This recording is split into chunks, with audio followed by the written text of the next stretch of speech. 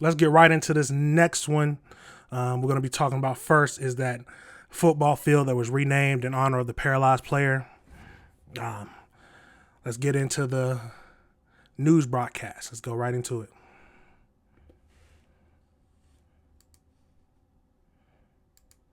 North Dallas football field will be named in honor of a student who was paralyzed during the game.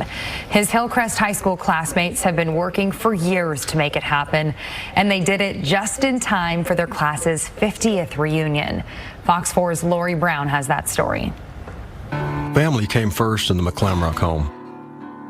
Family, then football. The life of John McClamrock, captured in a documentary by 23 Films. In John's junior year at Hillcrest High, life took an unexpected turn for the McClamrock family. John suited up for the game against Spruce High. John ran down and kind of threw himself into the wedge, and I think one of the guys' knees came up. Heard this incredible pop. Kind of sounded like, to me, it sounded like a shotgun going off. We rolled him over. John just basically said, "Coach, I think I broke my neck."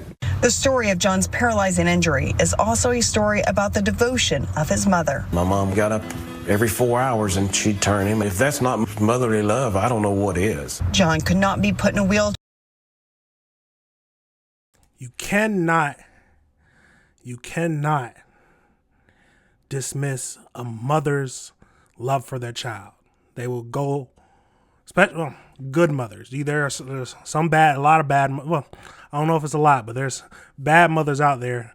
But the good ones, they will go up and beyond for their child. If paralyzed, doesn't matter. They're going every single second. They're gonna be devoting their life to them. And it's the good mothers out there. The good fathers do the same thing. But is football too dangerous? I mean, I'm a big man, so I definitely was playing football as a younger. But the first time I got hurt, I think it was a shoulder stinger in high school, and I was like, I barely even watched football on TV, so I was done.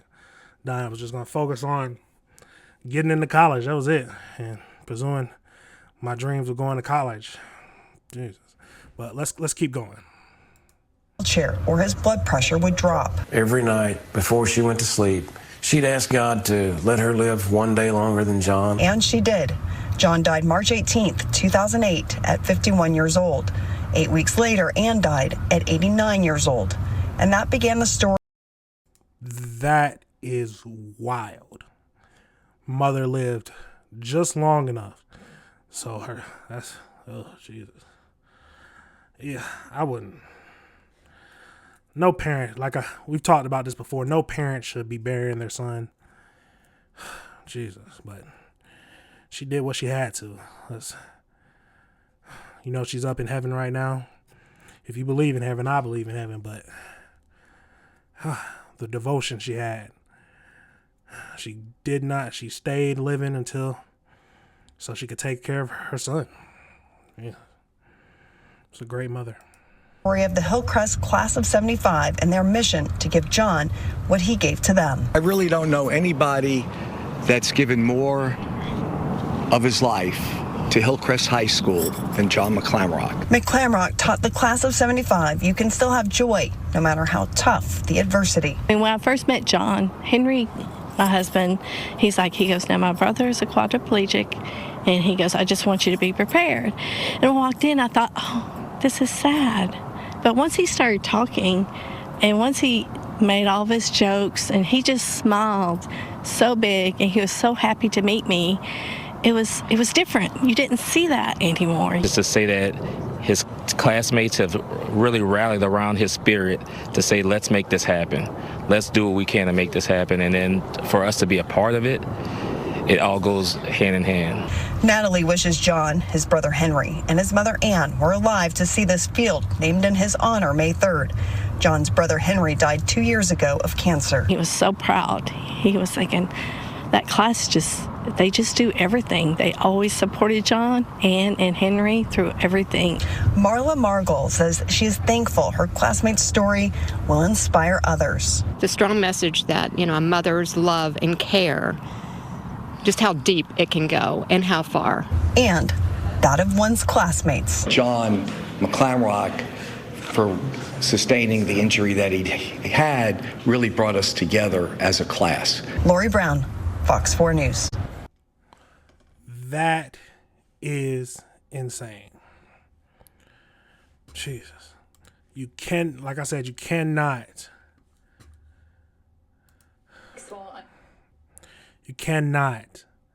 dismiss how much a mother loves her son. 8 weeks. She lived on for 8 weeks after her son died. It is good to see that the high school is naming the field after him. I can't imagine being in high school playing a normal football game, and the next thing you know,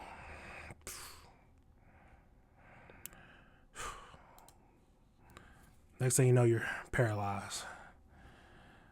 We can always... At least they're all in a better place now. The mother, she's up there with her sons. Both her sons now. Jeez, but that is the story. I wanted to bring that so much happening right now with all the school shootings, and that we need to talk about something, because it's a joyous occasion that they're doing this, renaming the field for the paralyzed kid, paralyzed man. But